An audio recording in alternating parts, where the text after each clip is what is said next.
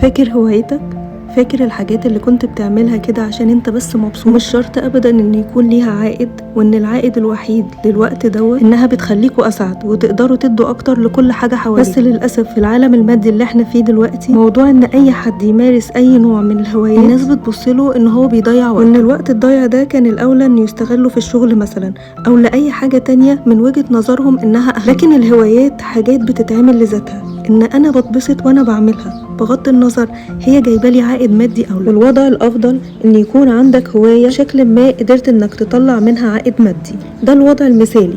لكن ممارسة الهوايات في حد ذاتها هو عائد نفسي ومعنوي يديلك طاقة وحيوية وفرحة، زي ما بيقولوا كده شيء من السعادة. وممكن في يوم من الايام هوايتك دي تتحول لمشروع ناجح كل الناس تتحكى بيه. بما ان قناة جليتر دي اصلا قناة فنية، فهنهتم بكل الهوايات الفنية الفترة الجاية، وهتكتشف معانا هوايتك الجديدة اللي هتغير حياتك.